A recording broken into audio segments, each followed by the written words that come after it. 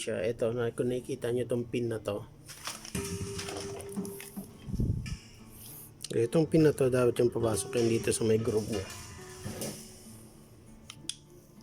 Yan. Okay. Then, kabit natin yung kanyang pin. Snap ring.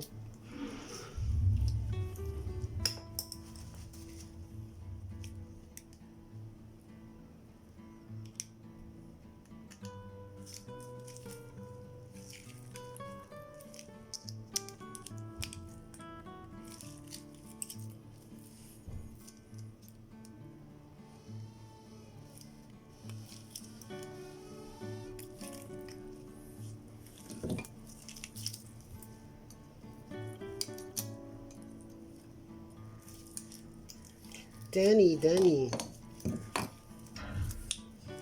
Nangyari sa snap ring ko. Ayaw pumasok. Itong klangot na to.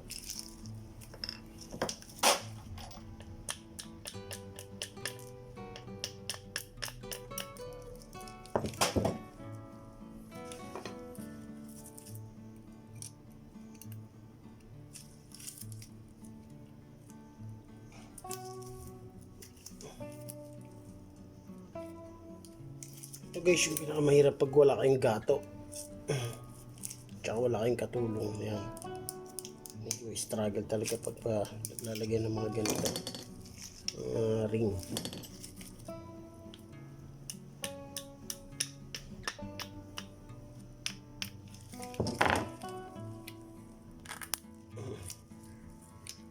Ay, naipit yung gloves ko. So ayan, tanggalin nyo lang yung gloves na naipit kasi baka sumiksik yan sa tag dito sa mga butas. Papaikutin natin muna yung ring. Tusok na naman ako. Okay, so yan, at least na lock na natin ng maayos. Then guys, pasok natin siya dito sa may ito pala. So bago natin siya ipasok, siyempre kailangan natin clear and linisan tong housing niya.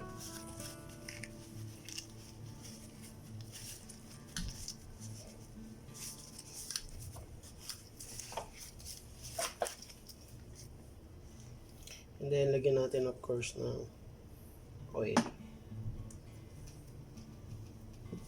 Okay. Now, so pagka linis natin, nalagyan na natin ng oil, pwede na natin itong ipasok. Yan, dahan-dahan yung pasok kasi yung o-ring nyo is bago, medyo buka siya. So dahan-dahanin natin yan.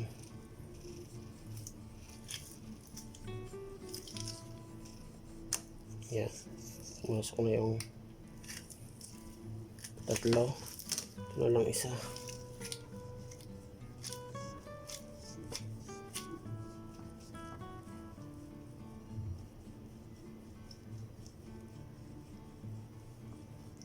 Yan. So yan, nakapasok na lahat. Okay. So now, papaluin natin to. Ito guys, nilimutan ko yung isang ano dito, oil seal.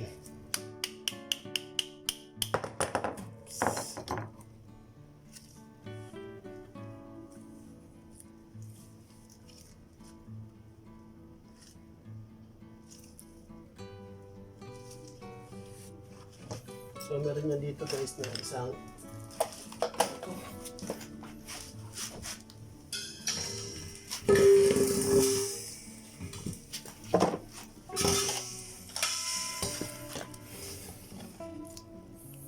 meron yan dito isang oil seal. Yan,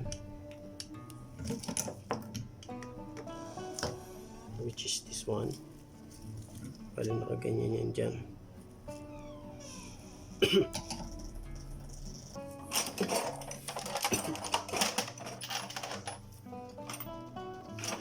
maghanap kayo ng ratchet na magpipit dito sa may butas nito para maitulak nyo yung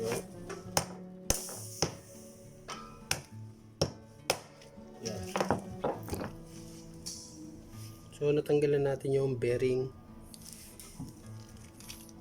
at saka yung kanyang oil seal dito sa may ibabaw. So time na yan para palitan natin. So again, check natin kung parehas yung oil seal. Okay, so and then linisan natin, of course.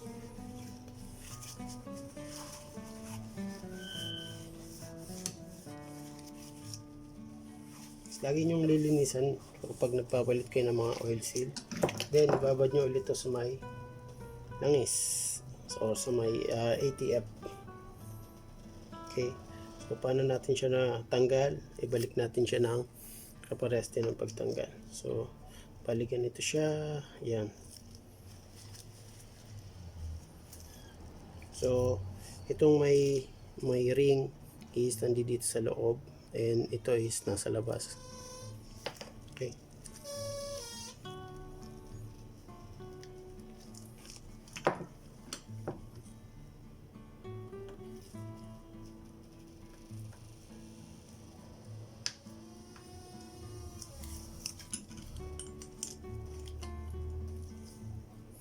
Then hanap na naman tayo ng sukat dito sa may ring. And then papaluin natin yan. Kita nyo ba?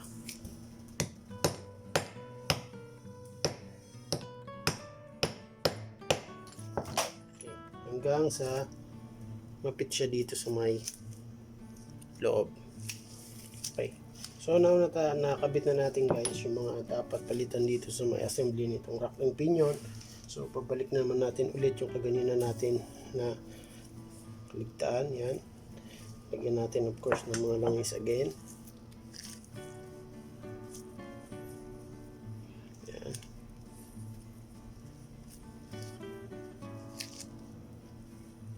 Pasok natin dito. Yan. Okay. So yan. Now papaluin natin tong bearing.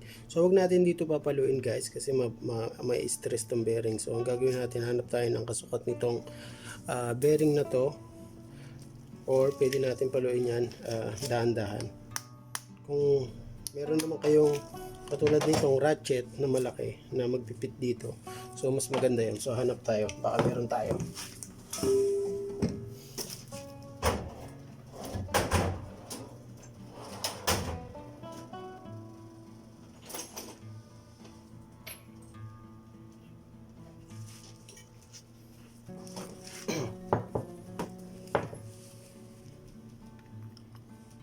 So ayan, nakakuha tayo guys. Ito, bali 27mm. 27mm. So ito pwede natin ito pampalo. Ayan.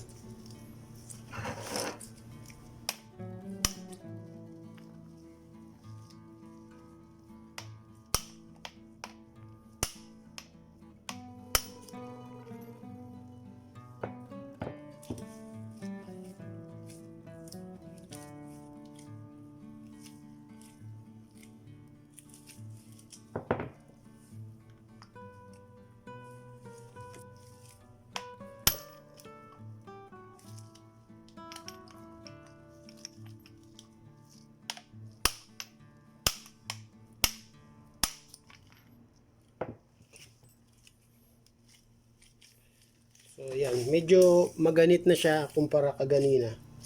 Kaganina is sobrang lambot niya. So ibig sabihin lumalaban na yung mga pinalit natin na bagong oil seal.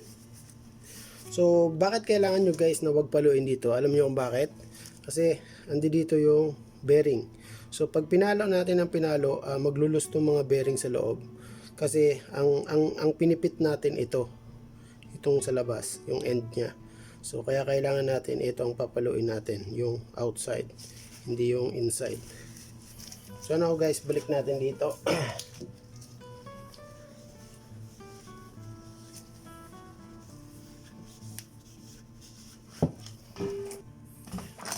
babalik natin guys, meron tong ring dito guys. Yan. So, kailangan nyo itong maibalik ng ring. So, wag nyo itong iwawala.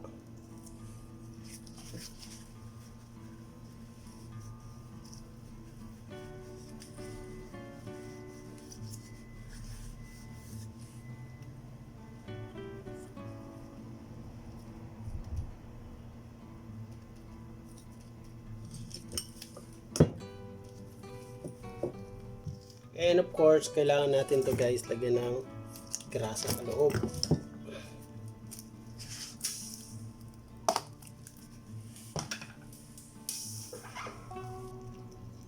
Yan. Yan. Okay. Then, balalagyan natin itong o-ring.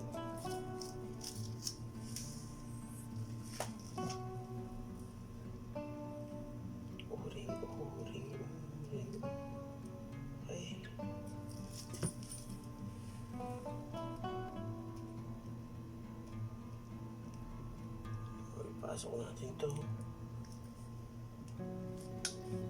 hanggang guys natin to pasok ng ayos. Yan.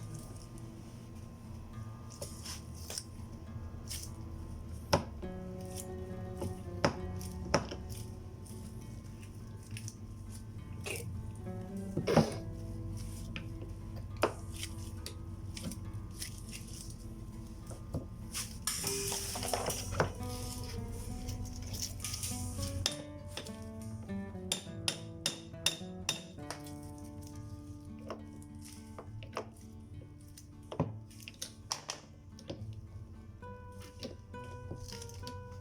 Ayaw pumasok.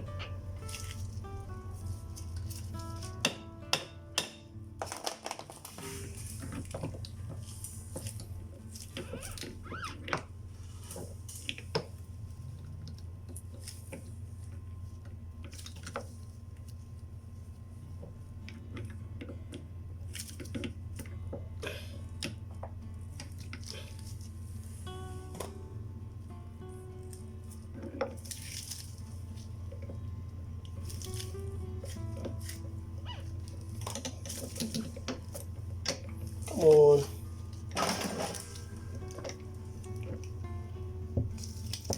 Guys,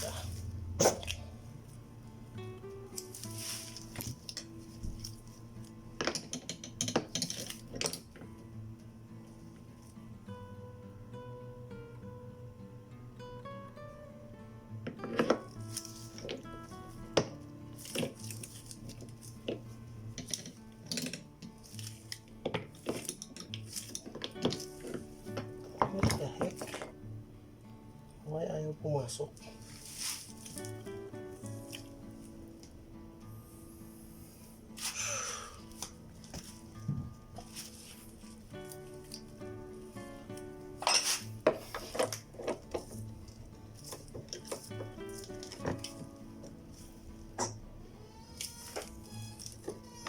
Okay.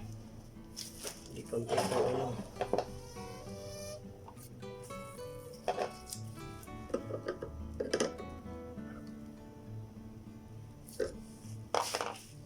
Okay.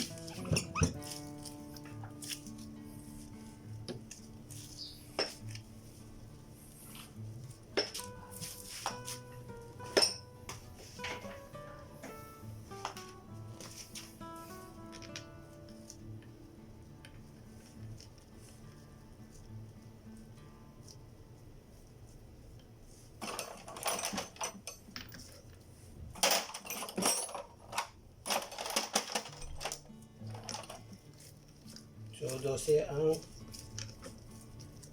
bolt nut nito.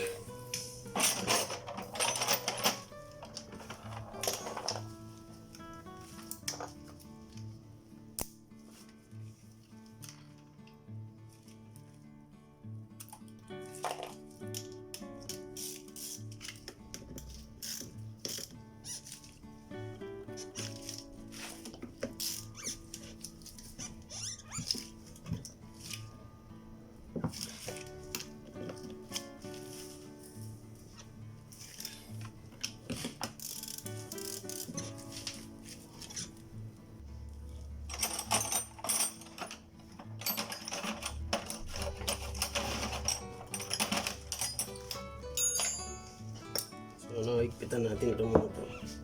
Yan.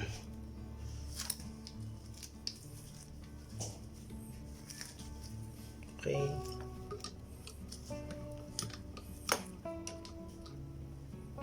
So, 12mm guys.